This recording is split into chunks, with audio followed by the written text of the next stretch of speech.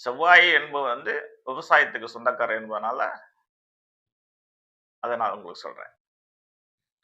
ஏன்னா, நான் ஏற்கனவே சொல்லும் போல வாங்கி வந்த வரமே ஒரு மனிதனுக்கு வீடு, பூமி, வாகனம், சுகபோகம் அனைத்தும் அமையும். பொதுவாக இது மேசராசினியர்களுடைய குணத்தையும், அவர்கள் எந்தெந்த துறையை நோக்கி பயணிப்பார்கள் என்பது பற்றி ஒரு பொது கருத்து. என்னுடைய அனுபவ கருத்து. 24 வருட அனுபவ கருத்து.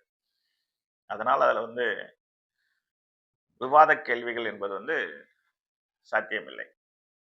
ஆகவே மேச ராசியை சார்ந்தவர்கள் நான் சொன்ன போல விவசாயம், ராணுவம், காவல்துறை, பெரிய பெரிய ஃபேக்டரிகள் அந்த அடிப்படையில் வச்சிருக்கவங்களும் மேச ராசியில் உள்ளவங்க தான். பொதுவாக முதலாளி யோகத்தை தொடுவதற்கும் அரசியல் மற்றும் அரசாங்க நிலைக்கு தள்ளப்படுகிறவர்களும் இவர்கள் தான். அதில் பணிபுரிகிறவர்களும் அவங்க தான். பொதுவாக இந்த ஜெயில் துறை அப்படிம்பாங்க. ஜெயில் துறையில் வந்து அதிக நபர்கள் வந்து பணிபுரியக்கூடியவர்கள் மேசராசியில் பிறக்கிறவர்கள் இருப்பாங்க. ஏன்னா அது வந்து அடக்கி ஆளக்கூடிய ஒரு இடம். ஒருத்தரை அடிமைப்படுத்தக்கூடிய இடம்.